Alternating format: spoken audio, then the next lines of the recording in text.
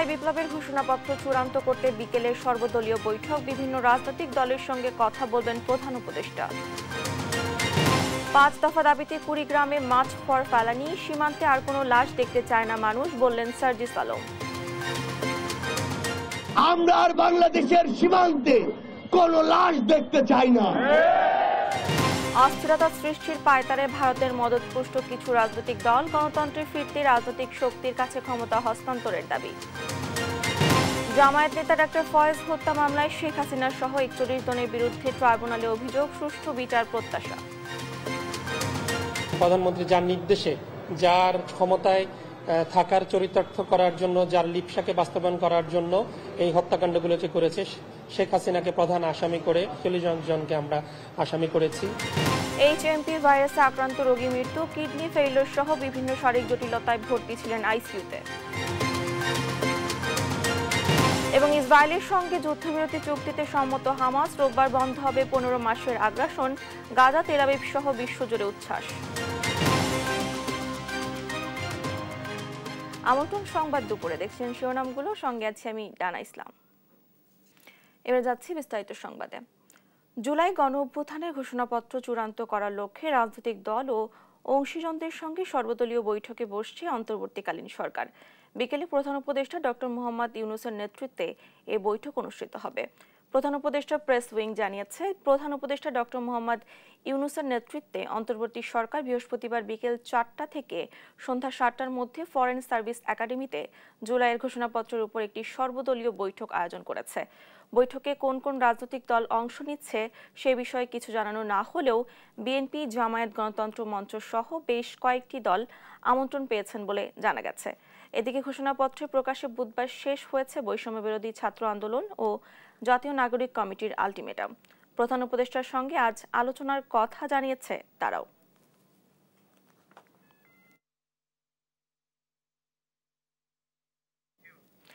সীমান্তে আর কোনো লাশ দেখতে চায় না মানুষ, এমন মন্তব্য করেছেন বৈষম্য বিরোধী ছাত্র আন্দোলনের মুখ্য সমন্বয়ক সার্জিস আলম।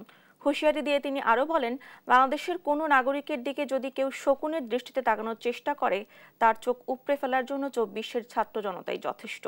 সকালে জাতীয় নাগরিক কমিটি ও বৈষম্য বিরোধী ছাত্র আন্দোলনের যৌথ উদ্যোগে কুড়িগ্রামে মার্চ ফর ফেলানি কর্মসূচিতে তিনি এসব কথা বলেন। সীমান্তে বিএসএফ কর্তৃক বাংলাদেশি নাগরিক হত্যার বিচার, হত্যা বন্ধ সহ 5 দফা দাবিতে লং মার্চ চলছে। জেলা শহরের মোড় থেকে শুরু হওয়া এই লং মার্চ কর্মসূচি নাগেশ্বরী উপজেলার নাগারগঞ্জে ফেলানির বাড়ি গিয়ে শেষ হবে। এ সময় সার্জিস আলম জানান, যদি আর কোনো ভাই বা বোনের লাশ কাঁটাতারে ঝুলে থাকে তাহলে মার্চ ফর ফেলানি কাঁটাতারকে ভেদ করে এগিয়ে যাবে।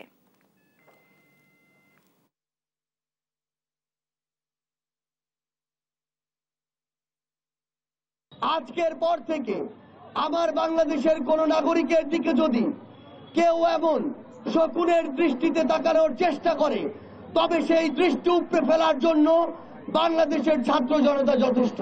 আর যদি আমার কোনো ভাই কিংবা আমার কোনো বোন আমাদের ওই সীমান্তে ওই তারকাটায় তাদের লাশ ঝুলে থাকে, তবে আমাদের আজকের যে মার্চ ফর ফেলানি, সেই মার্চ ফর ফেলানি ওই তারকাটাকে উদ্দেশ্য করে মার্চ করবে। আর যদি আমাদের পরবর্তী ওই মার্চ তারকাটাকে উদ্দেশ্য করে হয়, তবে আমাদের এই লক্ষ্য তারকাটাকে ভেদ করে যতদূর দৃষ্টি যায় ততদূর যাবে। দেশে গণতন্ত্র ফিরিয়ে আনতে অন্তর্বর্তী সরকারকে অবিলম্বে রাজনৈতিক শক্তির কাছে ক্ষমতা হস্তান্তরের আহ্বান জানিয়েছেন বিএনপির সিনিয়র যুগ্ম মহাসচিব রুহুল কবির রিজভী। সকালে রাজধানীর বাড্ডায় বিএনপি পরিবার আয়োজিত জুলাই অভ্যুত্থানে আহত ও নিহত পরিবারের সদস্যদের অনুদান ও হুইলচেয়ার প্রদান অনুষ্ঠানে তিনি একথা বলেন।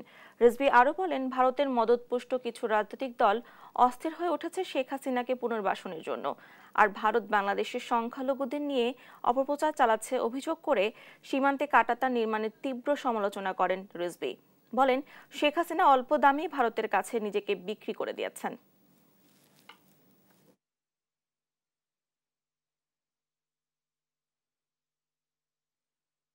এইরকম একটি দানব লুটেরা সর্বগ্রাসী এক বুভুক্ষ রাক্ষসের হাত থেকে জাতি যখন পরিত্রাণ পেয়েছে, সুতরাং আমাদেরকে নতুন মানবিক সাম্য, আমাদেরকে একটি জোরালো গণতান্ত্রিক শক্তির উপর আমাদেরকে দাঁড়াতে হবে। আমাদের এই দেশে বিচার বিভাগের স্বাধীনতা নিশ্চিত করতে হবে। আমাদের এই দেশে মানুষের কথা বলার অধিকার নিশ্চিত করতে হবে। আমরা যাতে মুক্ত কণ্ঠে কথা বলতে পারি, এইটার জন্য যে সমস্ত আইন প্রণয়ন করা দরকার সেগুলো নিশ্চিত করতে হবে। সেটা নিশ্চিত করতে না পারলে আমরা জনগণের কাছে যে ওয়াদা, সে ওয়াদা রক্ষা করতে। লক্ষ্মীপুর জেলা জামায়াতের নায়েবে আমির ডক্টর ফয়েজ আহমেদকে নিজ বাসায় গুলি করে হত্যার ঘটনায় শেখ হাসিনার সাবেক সামরিক উপদেষ্টা তারেক আহমেদ সিদ্দিকী সহ ৪১ জনের বিরুদ্ধে আন্তর্জাতিক অপরাধ ট্রাইব্যুনালে অভিযোগ দায়ের করা হয়েছে। বৃহস্পতিবার ফয়েজ আহমেদের ছেলে ডক্টর হাসানুল বান্নাস চিফ প্রসিকিউটর কার্যালয়ে এই অভিযোগ দাখিল করেন। অভিযোগে সাবেক প্রধানমন্ত্রী শেখ হাসিনা সহ সাবেক স্বরাষ্ট্রমন্ত্রী মহিউদ্দিন খান আলমগীর, সাবেক প্রধানমন্ত্রীর সামরিক উপদেষ্টা তারেক আহমেদ সিদ্দিকী, র্যাব ১১ এর সাবেক সিইও তারেক সাইদ সহ ৪১ জনকে আসামি করা হয়েছে। ২০১৩ সালের ১৩ ডিসেম্বর লক্ষ্মীপুর জেলা জামায়াতের নায়েবে আমির ডক্টর ফয়েজ আহমেদকে নিজ বাসায় গুলি করে হত্যা করে র্যাব। হত্যার পর তাকে বাসার ছাদ থেকে নিচে ফেলে দেওয়া হয়। গভীর রাতে শহরের উত্তর তেহমোহনী এলাকায় এ ঘটনা ঘটে। এই হত্যাকাণ্ডের মূল নায়ক নারায়ণগঞ্জের ৭ খুনের মূল পরিকল্পনাকারী র্যাব কর্মকর্তা তারেক সাইদ বলে জানান ভুক্তভোগীদের পরিবার। তদন্ত সাপেক্ষে এই ঘটনাটির সুষ্ঠু বিচারের প্রত্যাশা করেন তা।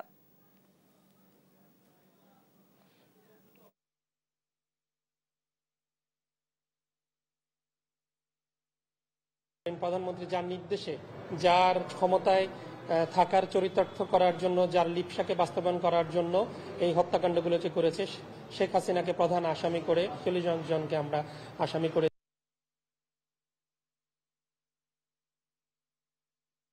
নারী সঞ্জিতা আক্তার মারা গেছেন।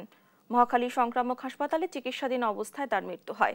বৃহস্পতিবার হাসপাতালটির তত্ত্বাবধায়ক ডাক্তার আরিফুল বাশার বিষয়টি নিশ্চিত করেন। চিকিৎসকদের দাবি, ভাইরাসের কারণে রোগী মারা যাননি, তার অন্য শারীরিক জটিলতা ছিল। রোগীর বিষয়ে বিস্তারিত তথ্য অনুসন্ধানে স্বাস্থ্য মন্ত্রণালয়ের বৈঠকে বসেছে বলে জানা গেছে। গেল ১২ জানুয়ারি ওই নারীর HMPV-তে আক্রান্ত হওয়ার খবর পাওয়া যায়, তবে তার বিদেশে সফরের কোনো ইতিহাস ছিল না। গবেষকদের মতে দেশের সর্বপ্রথম ২০০১ সালে এই ভাইরাসের অস্তিত্ব পাওয়া যায়, তবে এই প্রথম আক্রান্ত কেউ মারা গেলেন।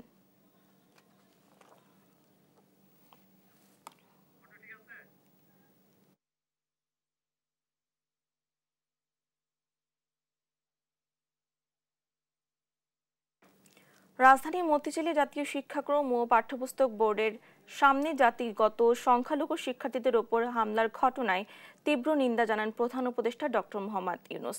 বৃহস্পতিবার প্রধান উপদেষ্টা প্রেস উইং থেকে এক বিবৃতিতে এ তথ্য জানানো হয়। বিবৃতিতে বলা হয়, সরকার এই হামলার ঘটনা তদন্তের নির্দেশ দিয়েছে। ইতোমধ্যে ২ জনকে গ্রেফতার করা হয়েছে। বিবৃতিতে আরও বলা হয়, বাংলাদেশের জনতার হিংস্রতা, জাতিগত বিদ্বেষ এবং গোঁড়ামির কোনো স্থান নেই। যারা দেশের শান্তি, সমৃদ্ধি এবং আইন শৃঙ্খলার ক্ষতি সাধনে জড়িত থাকবে, তাদের বিরুদ্ধে কঠোর ব্যবস্থা নেওয়া হবে।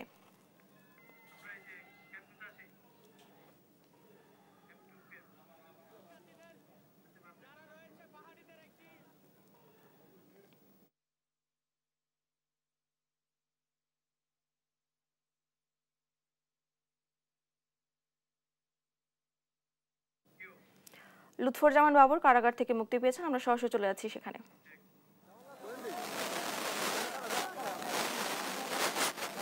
জি, যেমনটি বলছিলেন না, আমরা আসলে এই মুহূর্তে কেরানীগঞ্জ যে কেন্দ্রীয় কারাগারটি রয়েছে, আমরা ঠিক কারাগারের সামনে রয়েছি। একটু যদি জানানোর চেষ্টা করি, দীর্ঘ প্রায় ১৭ বছর পরে কিন্তু আলোর মুখ দেখছেন যে লুৎফুজ্জামান বাবর, এবং এরই মধ্যে কিন্তু আমরা এখানে উপস্থিত হয়েছি, এবং সেক্ষেত্রে যদি হাজার হাজার নেতাকর্মীরা কিন্তু এখানে উপস্থিত রয়েছেন, এবং তারা যে সাবেক যে স্বরাষ্ট্রমন্ত্রী যে লুৎফুজ্জামান বাবর, তাকে রিসিভ করার জন্য কিন্তু এখানে অপেক্ষা করছেন। এবং আমরা যদি একটু ক্যামেরায় দেখানোর চেষ্টা করি, তিনি কিন্তু বের হচ্ছেন, এবং সেক্ষেত্রে লাখ লাখ নেতাকর্মীরা এখানে উপস্থিত হয়েছেন, এবং ঠিক কোনো দুইটা কিন্তু তিনি ছাড়া পেয়েছেন। এখনো যে মূল গেট, সেই গেটে কিন্তু অপেক্ষারত, এবং গাড়ি বহর কিন্তু এখনো বের হচ্ছেন। অর্থাৎ আলোচিত 10 ট্রাক মামলা, যে অস্ত্র মামলা ছিল, সেটিতে যাবজ্জীবন কারাদণ্ড ছিল, এবং সে মামলা তিনি খালাস পেয়েছেন। এবং বিচারপতি মোস্তফাজ্জামান ইসলাম ও বিচারপতি নাসরিন আক্তারের সমন্বয়ে গঠিত হাইকোর্ট বেঞ্চে কিন্তু এই রায় ঘোষণা করা হয়েছে।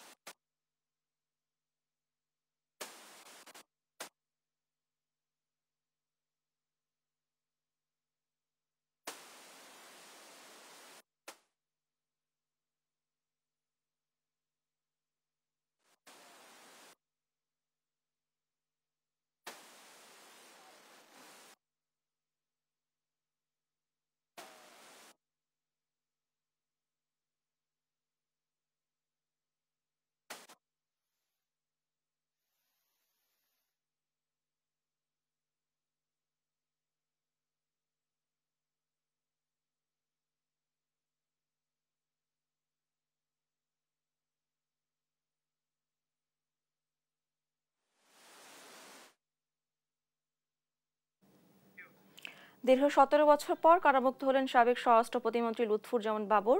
আমরা এতক্ষণ সরাসরি যুক্ত ছিলাম সেখানে। আদিবাসী ছাত্র জনতার ব্যানারে কর্মসূচি ঘিরে পুলিশের শিক্ষার্থীদের সংঘর্ষ হয়েছে।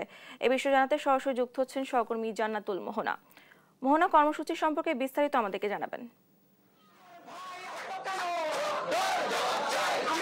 এই মুহূর্তে আমরা দাঁড়িয়ে আছি ঢাকা বিশ্ববিদ্যালয়ের প্রিন্সিপাল অফিসের সামনে এবং আপনি জানেন গতকালকে আদিবাসী ছাত্র এবং স্টুডেন্টস ফর সভরেনিটির সাথে সংঘর্ষ ঘটে এবং সেই সংঘর্ষে তার আহত হয় বহুজন এবং সেই ছাত্র জনতার ব্যানারে তারা আজকে সেই কর্মসূচি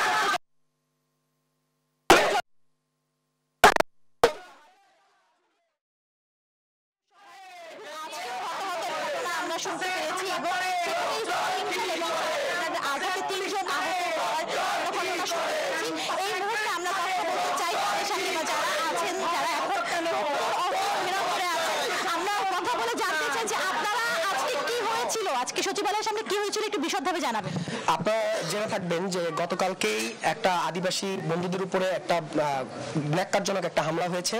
সেই জায়গা থেকেই আমরা যারা গণতান্ত্রিক পরিবেশের যে গণতান্ত্রিক একটা পরিবেশ চাই আসলে, সেই জায়গা থেকে আমরা আদিবাসী বন্ধুদের নিয়ে এবং ঢাকা বিশ্ববিদ্যালয় থেকে সহ বিভিন্ন শ্রেণী পেশার মানুষ একসাথে আমরা যুক্ত হয়ে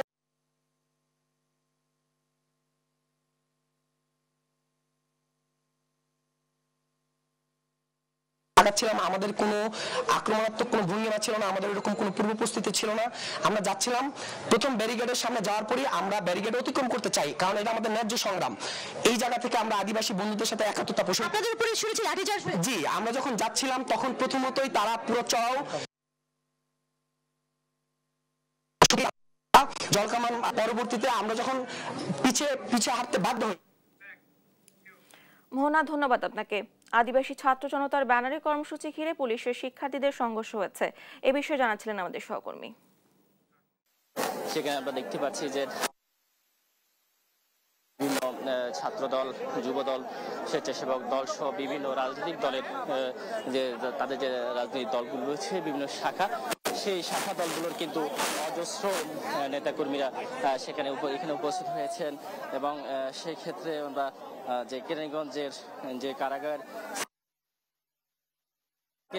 নিশ্চিত হয়েছে তিনি ঠিক 1:45 মিনিটে তিনি এখান থেকে মুক্তি পেয়েছেন, এখান থেকে বের হতে পেরেছেন এবং তারপরেই মূলত এখন এই মুহূর্তে আস্তে আস্তে 2টা ইতিমধ্যে পার হয়েছে প্রায়। এখান থেকে কিন্তু একেবারে বের হওয়ার খুব সুযোগ পাচ্ছে না।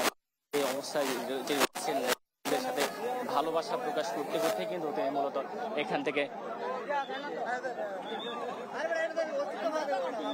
তিনি এই জায়গায় এখন আমরা যেটি লক্ষ্য করছি, এখানে আপনারা জানেন যে গত 14 জানুয়ারি মূলত তার যে আলোচিত 10 ট্রাক যে অস্ত্র মামলাটি ছিল, সে মামলার যে যাবজ্জীবন কারাদণ্ড সে দায় থেকে তিনি খালাস পেয়েছেন এবং বিচারপতি মোস্তফা জামান এবং বিচারপতি নাসরিন আক্তারের সমন্বয়ে গঠিত যে হাইকোর্টের যে বেঞ্চ, সেই বেঞ্চে মূলত তিনি জামিন পেয়েছেন। আপনারা জানেন যে 2007 সালের 28 মে তিনি আটক হয়েছেন, এরপর বিভিন্ন মামলায় তার দণ্ড হয়েছে। তবে গত 5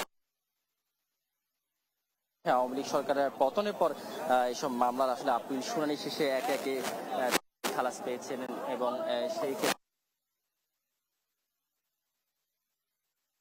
বেশ কয়েকজন যারা রাজনৈতিক মামলায় আসলে অনেকেই কিন্তু রাজনৈতিক মামলা কিন্তু তারা খালাস পেয়েছেন এবং আপনারা দেখছেন যে ইতিমধ্যে কিন্তু আমরা লক্ষ্য করতে পারছি যে অসংখ্য যে নেতাকর্মী রয়েছেন তারা কিন্তু এখানে উপস্থিত হয়েছেন এবং এখানে উপস্থিত থেকে কিন্তু তারা যে লুৎফুজ্জামান বাবর তাকে বিভিন্ন ফুলের শুভেচ্ছা দিয়ে কিন্তু এগিয়ে যাচ্ছেন এবং একে একে এখনো কিন্তু সেই একটা 45 মিনিটে বের হলেও কিন্তু এখন পর্যন্ত যে মূল গেটটি সেটি কিন্তু পার হওয়া সম্ভব হচ্ছে না এবং এত নেতাকর্মীরা আসলে এখানে উপস্থিত হয়েছেন এবং সেই ক্ষেত্রে কিন্তু যদি দেখি এখানে যে অবস্থা সেই অনুযায়ী কিন্তু এখন পর্যন্ত এখানে আমরা লক্ষ্য করতে পারছি যে এখনো ফুলের শুভেচ্ছা দিচ্ছে, একেবারে ফুলের মালায় গলা ছেয়ে গেছে, একসাথে বুকেট দিয়ে ফুলের যে বুকেট গুলো দিয়েই কিন্তু তাকে শুভেচ্ছা জানানো হচ্ছে। অর্থাৎ যে 17 বছরের পরে যে আসলে মিথ্যা মামলাগুলো দিয়ে দীর্ঘ 17 বছর পরে এই তিনি মুক্তি পেয়েছেন এবং অনেক আলেমরাও কিন্তু অশ্রুসিক্ত হয়ে পড়েছেন এবং তার যে এই জায়গায় আবেগপ্রবণ হয়েছে এবং সেই এবং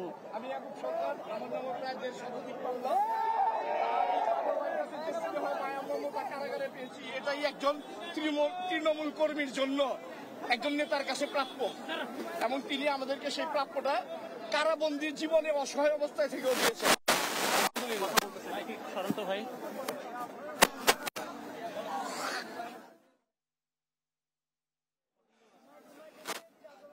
আসসালামু আলাইকুম। আমি প্রথমে কাশিমপুর হাই সিকিউরিটি কারাগারে ছিলাম, এরপর দীর্ঘ প্রায় ৮-৯ মাস আমি বাবর ভাইয়ের সাথে পাশাপাশি রুমে ফাঁসির সেলে ছিলাম।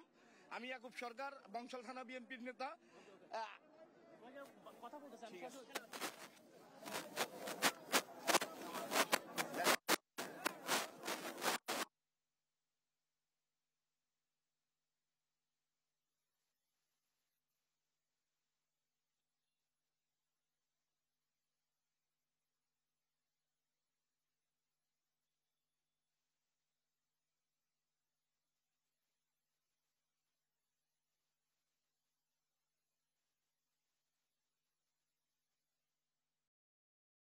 ফিলিস্তিনি ও ইসরায়েলের পথে পথে বাঁধভাঙা উল্লাস, যুদ্ধবিরতি ও জিম্মি মুক্তি চুক্তি কার্যকরে উপত্যকার খান ইউনিস, জেরুজালেম ছাড়াও পশ্চিম তীরে ফিলিস্তিনের পতাকা নিয়ে রাস্তায় উদযাপন করতে দেখা যায় বহু মানুষকে। ইসরায়েলেও দেখা যায় একই চিত্র। লুৎফর কবির রিপোর্টে দেখুন বিস্তারিত। মুক্তির স্বাদ বোধ হয়ে এমনই, গভীর রাতে যুদ্ধবিরতির খবর পেয়েই উদযাপনের রাস্তায় নেমে আসে গাজা উপত্যকার মানুষ। উপত্যকার খান ইউনিসের হাসপাতালের বাইরে মুহূর্তেই বদলে যায় দৃশ্যপট। রোগীদের স্বজনরাও যোগ দেন সেই উদযাপনে। দেরার বালার ধ্বংসস্তূপে দাঁড়িয়ে বিজয়ের স্লোগান দেন মুক্তিকামী ফিলিস্তিনি জনগণ। দীর্ঘ 15 মাস ইসরায়েলি বাহিনী যে গণহত্যা চালাচ্ছে তা বন্ধ হচ্ছে। চোখের জল আর আনন্দ ধরে রাখতে পারেননি তারা। বুধবার রাতে হামাসের সঙ্গে ইসরায়েলের ঐতিহাসিক চুক্তির খবরে উপত্যকা জুড়ে চলে আনন্দ মিছিল। উভয় পক্ষ চুক্তিতে পৌঁছানোর বিষয়টিকে আমি অসাধারণ মনে করি। অবশেষে জিম্মিরা ঘরে ফিরছে, তাদের জন্য প্রার্থনা করেছি দীর্ঘদিন। আমি খুবই খুশি, কিন্তু চুক্তিটি অনেক দেরি হয়ে গেছে। তারপরও হয়েছে। এসবের অবসান চাই আমরা। ইসরায়েল দখলকৃত ফিলিস্তিনের পশ্চিম তীরের হেব্রনের আকাশে আতশবাজি পুড়িয়ে এই আনন্দে সামিল হন অনেকেই। খুশির খবর ছুঁয়ে যায় ইসরায়েলিদেরও। তেল আবিব, জেরুজালেম সহ নানা জায়গায় চলে উদযাপন। গত 15 মাস প্রায় 47,000 বেসামরিক ফিলিস্তিনিকে হত্যা করেছে ইসরায়েলি বাহিনী।